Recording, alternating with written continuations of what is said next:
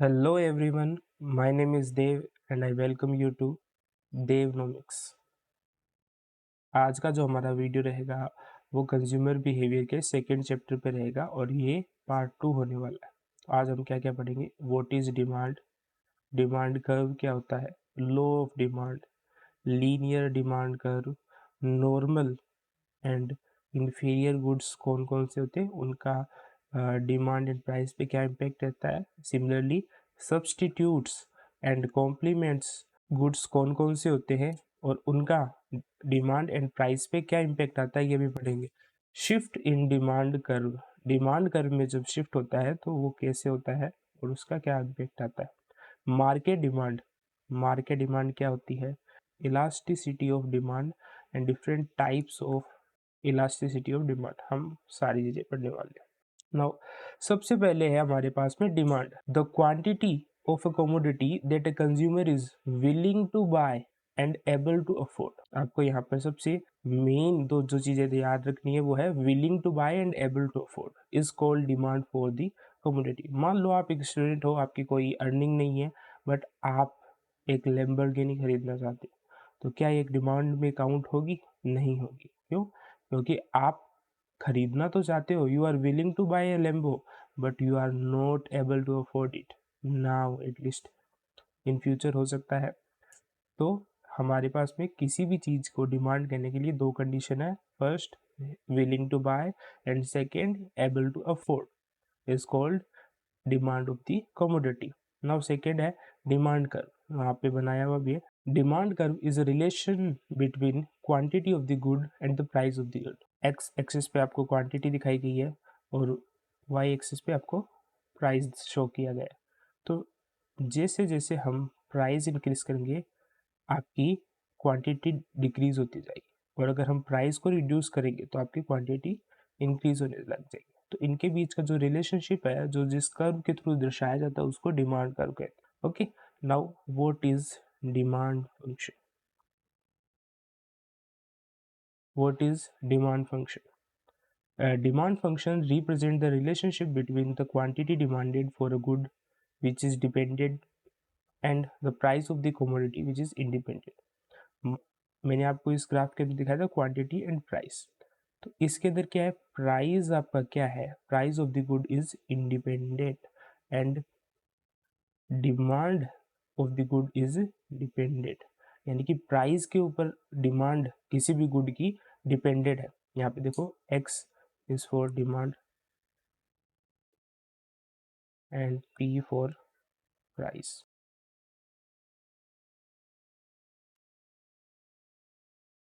X है वो P के ऊपर डिपेंड करता है, सो P is an independent factor and X which is demand is a dependent factor। X depends on P। Okay, अब देखते हैं law of demand. Law of demand क्या बोलता है? Law of demand states that other things being equal, other things being equal, there is negative relation between quantity, between demand for a commodity and its price। किसी भी commodity की demand और उसकी price के बीच में जो नेगेटिव रिलेशन होता है उसी को क्या बोलते हैं, हमारा लॉ ऑफ डिमांड। तो कैसे होता है, देखो आप किसी भी प्रोडक्ट की अगर हम उसकी प्राइस को इंक्रीज कर देंगे, प्राइस को इंक्रीज कर दिया तो जो उसकी डिमांड है वो गिर जाएगी, महंगी चीज लोग कम खरीदना पसंद करते हैं। सिमिलरली अगर उसकी प्राइस को मैं डिक्रीज कर दूं तो people are now more willing to buy that product, तो उसकी डिमांड क्या हो जाएगी, आपकी इंक्रीज हो जाएगी। लीनियर डिमांड कर्व क्या होता है? Linear demand curve is an equation for the demand curve, जो हमने पिछले वाली स्लाइड में डिमांड कर्व पढ़ा था उसी का एक इक्वेशन दे रखा है। ठीक है, ये वाला आपका इक्वेशन है Q is equal to A minus P P, यहाँ पे लिखा हुआ भी है।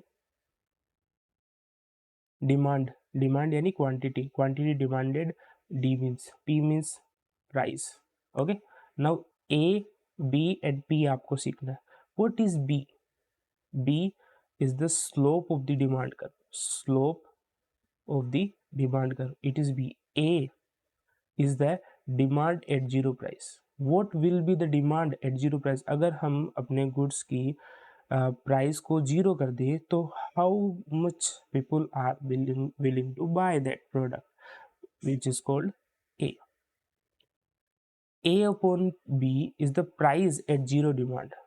ऐसी कौन सी प्राइस है जिस पे डिमांड क्या हो जाएगी, जीरो, या जीरो डिमांड के ऊपर कितनी प्राइस हो सकती है, वो यहाँ पर आ गया। नॉर्मल गुड्स क्या होते हैं समझते हैं। नॉर्मल गुड्स जो आप देखते हो डेली यूज के जो प्रोडक्ट होते हैं उन्हीं नॉर्मल गुड्स बोला जाता है। Those goods whose demand rises with an increase in consumers income is called normal goods. मान लो कि आपकी इनकम इंक्रीज हो गई, आपकी इनकम इंक्रीज हो गई तो आप नॉर्मल प्रोडक्ट्स ज़्यादा बाय करोगे। अगर आपकी इनकम डिक्रीज हो गई तो आप जो प्रोडक्ट है वो भी क्या करोगे, कम बाय करोगे। ओके। अब सेकेंड है इंफीरियर गुड्स। इंफीरियर गुड्स को क्या बोला जाता है, लो क्वालिटी गुड्स। अब लो क्वालिटी गुड्स हम कब खरीदते हैं, जब हमारी मजबूरी हो, हमारे पास पे इनफ इनकम नहीं हो, तब हम लो क्वालिटी गुड्स को परचेज करते हैं। But those goods whose demand decreases with an increase in the consumer's income beyond a certain level is called inferior goods। यानी कि जब आपकी इनकम बढ़ती है तो उन लो क्वालिटी गुड्स की, इंफीरियर गुड्स की डिमांड क्या होती है, डिक्रीज होती है। मान लो कि आपकी इनकम बढ़ गई, आप अब अच्छा कमा रहे हो, तो आप उन लो क्वालिटी गुड्स को नहीं खरीदोगे। आप कौन से गुड्स खरीदोगे, normal goods, better quality goods. तो इसलिए इन इंफीरियर गुड्स की डिमांड क्या हो जाएगी, डिक्रीज हो जाएगी। वहीं पर आपकी इनकम डिक्रीज होगी, किसी वजह से आपकी इनकम डिक्रीज होगी, तो आपको इन अपने पैसों को बचाने के लिए आपको लो क्वालिटी गुड्स को ज़्यादा बाय करना पड़ेगा। आगे चलते हैं। Complementary and substitute goods, goods which are consumed together. वो गुड्स जो एक साथ कंज्यूम किए जाते हो क्या कहलाते हैं, कॉम्प्लीमेंट्री गुड्स। जैसे tea and sugar, pen and ink etcetera. Goods which are close alternative to one another are called substitutes goods. कौन से, जैसे टी एंड कॉफी। अगर आपको कहीं पर टी नहीं मिल रही है तो आपको वहाँ पर कॉफी मिलेगी, अगर कॉफी नहीं मिल रही है तो आप वहाँ पर टी ले सकते हैं। ठीक है। तो जो अल्टरनेटिव है, क्लोज अल्टरनेटिव है, वो होंगे आपके सब्सटीट्यूट्स गुड्स। और जो साथ में बाय किया जाते हैं, together they are bought, are called complementary goods. Okay. अब इसी को थोड़ा सा और डिटेल में समझ लेते हैं। Shift in the demand curve. Demand curve में क्या शिफ्ट होगा, सबसे पहले यहाँ पे समझ लेते हैं। ये वाली जो लाइन है आपकी, ये वाली, ये आपकी डिमांड कर्व है। अब डिमांड कर्व आपका राइट साइड में जब शिफ्ट हो रहा है, ये वाला राइट साइड में और ये वाला आपका लेफ्ट साइड में। ये राइट साइड में डिमांड कर्व शिफ्ट हो रहा है और ये लेफ्ट साइड में डिमांड कर्व शिफ्ट हो रहा है। अब देखो यहाँ पे मैंने एक टेबल बना रखी है। जब आपका कौन सा गुड्स हो, नॉर्मल गुड्स हो, नॉर्मल गुड्स में जब किसी भी पर्सन की इनकम इंक्रीज होती है, जब उसकी इनकम इंक्रीज होगी तो शिफ्ट डिमांड कर्व किस साइड होगा, राइट साइड, यानी ये वाला। वहीं पर अगर इंफीरियर गुड्स कंज्यूम कर रहा है और उसकी इनकम बढ़ती है, तो मैंने क्या बताया था, इंफीरियर गुड्स इनकम बढ़ने पर आप कम कंज्यूम करते हो। ठीक है ना, इनकम उसकी बढ़ी है, इनकम बढ़ने के कारण इंफीरियर गुड्स कम यूज करोगे, तो आपका जो डिमांड कर्व है वो किस साइड शिफ्ट होगा, राइट साइड, लेफ्ट साइड में, सॉरी, आपका लेफ्ट साइड में डिमांड कर्व शिफ्ट होगा। अब कॉम्प्लीमेंट्री गुड्स को देख लेते हैं। कॉम्प्लीमेंट्री गुड्स में मैंने बताया दोनों में दो दो होता है। ठीक है, जैसे मैंने आपको पिछली स्लाइड पे दिखाया था, कॉम्प्लीमेंट्री गुड्स में कौन सा है, टी एंड शुगर। ठीक है, टी एंड शुगर। अब देखो, price of the first goods, इसमें क्या हो रही है, इंक्रीज हो रही है। मान लो कि टी की प्राइस है ना, वो अब चलेगी, टी की प्राइस अब चलेगी, तो इसकी वजह से डिमांड क्या हो जाएगी, इसकी रिड्यूस हो जाएगी। इसकी जो डिमांड है वो क्या हो जाएगी, रिड्यूस हो जाएगी। ठीक है, इस वजह से अगर लोग टी कम खरीदेंगे तो शुगर की भी जो डिमांड है वो क्या हो जाएगी, रिड्यूस हो जाएगी। इसलिए जो आपका डिमांड कर्व है वो किस साइड शिफ्ट होगा, लेफ्ट साइड की ओर। ओके। वैसे ही अगर हम सब्स्टिट्यूट गुड का एग्जांपल क्या था आपका, टी एंड कॉफी। तो यहाँ पर देख लेते हैं, टी एंड कॉफी। आपके अगर टी की प्राइस में टी की प्राइस में इंक्रीज होती है तो उस वजह से उसकी डिमांड क्या हो जाएगी, रिड्यूस हो जाएगी। बट अब लोग टी नहीं पी रहे तो लोग टी की जगह पर क्या कंज्यूम करेंगे, कॉफ़ी कंज्यूम करेंगे, और कॉफ़ी कंज्यूम करेंगे तो कॉफ़ी की जो डिमांड है वो क्या हो जाएगी, इंक्रीज हो जाएगी। ओके, इस वजह से डिमांड का किस साइड शिफ्ट हो जाएगा, राइट साइड की ओर। आई होप आपके समझ में आया होगा। मार्केट डिमांड को समझ लेते हैं। Market demand is the total demand of all consumers taken together at a particular price. ठीक है, तो यहाँ पर आपका क्वांटिटी शो किया हुआ है एक्स एक्सिस पे, वाई एक्सिस पे आपका प्राइस शो किया हुआ है।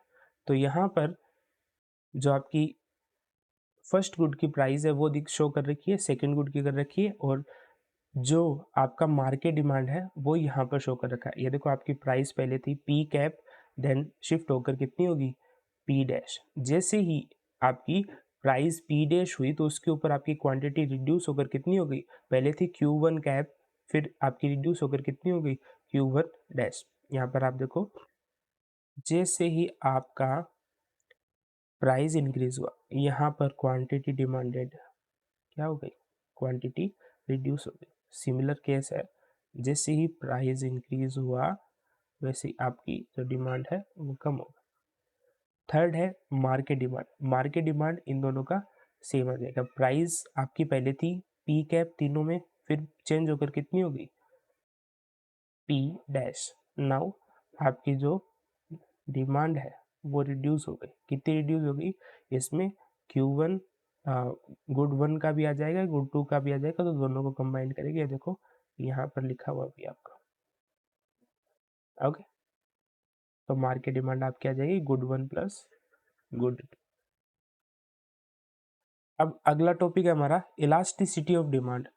Elasticity of demand is a measure of how sensitive the quantity demanded to its price। यानी आपको पता है कि प्राइजेस एंड क्वांटिटी, प्राइजेस में अगर चेंजेस होते हैं तो उसका डिमांड पर कितना चेंजेस का, उसका इम्पैक्ट कितना आएगा, इसी को मेजर करता है elasticity of demand. When the prices rise quantity demanded falls for almost any good which is called low demand. Low demand में हम पढ़ चुके हैं कि अगर कीमत बढ़ेगी तो क्वांटिटी घटेगी, but it falls more for some than the others. कुछ कुछ प्रोडक्ट्स के लिए ये ज़्यादा डिक्रीज होगी और कुछ के लिए कम डिक्रीज होगी। तो यहाँ पर आपको फॉर्मूला दिया है बहुत ही beautiful, percentage change in demand for the good बट्टा percentage change in the price of the good. Demand में जो चेंज आ रहा है बट्टा जो प्राइस में जो चेंज आ रहा है, यहाँ पर फॉर्मूला लिखा है delta Q upon Q into 100 बट्टा delta P upon P into 100, और इसी को सोल्व किया गया आगे delta Q upon Q into P upon delta P. तो इसमें जो चेंजेस आ रहा है वो हम इसके अंदर कैलकुलेट करेंगे। फॉर एग्जांपल आप मान लो कि प्राइस था पहले 5 रुपये किसी गुड का, फिर बढ़कर उसका प्राइस हो गया P1 जो हो गया आपका 7 रुपये। क्वांटिटी पहले थी 10, फिर क्वांटिटी बढ़कर हो गई Q1 हो गई आपकी 15। ओके, तो यहाँ पर अपने को सबसे पहले यहाँ पर देखो delta Q and delta P है ना, तो डेल्टा पी निकालना होगा। Delta P is difference in P, P में कितना चेंज आया है 5 to 7 2 का। ऐसे ही डेल्टा क्यू, डेल्टा क्यू यानी क्यू में कितना चेंज आया, कितना चेंज आया है 5 का। ओके,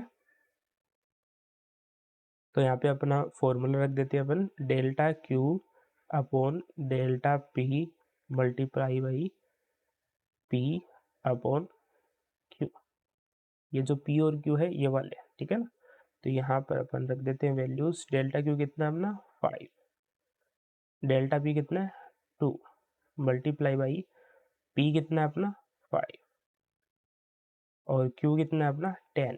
ठीक है, तो यहाँ पर 5 से 10 टू टाइम्स गए, 2 को 2 से मल्टीप्लाई किया, ये आ गया यहाँ पर 5 अपॉन 4 आ गया 1.25। ओके, 1.25 आ गया आपका। It is more than 1। More than 1 क्यों बोला आगे समझते हैं। यहाँ पर एक एग्जाम्पल दिया हुआ है, इस एग्जाम्पल को भी अपन सही सोल्व कर लेते हैं। सिमिलर ही होगा। यहाँ पर देखो आपको क्या दे रखा है, पी कितना दिया हुआ अपने को 4, P1 5, Q 25, Q1 20।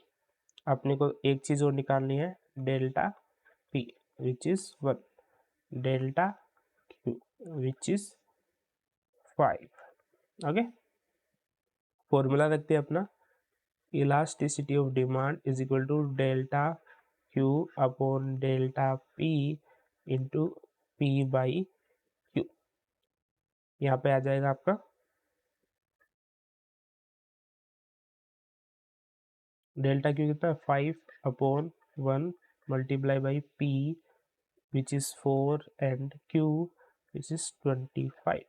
तो यहाँ पर ये कट जाएगा, इससे इतना आएगा 5, तो इतना आएगा 4/5। इसको सोल्व करेंगे तो कितना आएगा 0.8। ओके, अगला टॉपिक हमारा different types of elasticity of demand. इसको ध्यान से समझना। सबसे पहला अपना एक number, perfectly inelastic demand. Perfectly inelastic demand which means elasticity of demand is equal to 0 when there is a change in price। Price में तो चेंज हो रहा है but no change in the quantity, quantity में कोई भी change नहीं हो रहा, तो इसे हम क्या बोलेंगे, परफेक्टली इनइलास्टिक डिमांड। तो यहाँ पे देखो, मैं इसको इस साइड में अपन Q मान लेते हैं और इस साइड में P मान लेते हैं। ओके, अब मैं आपको डायग्राम की हेल्प से समझाता हूँ।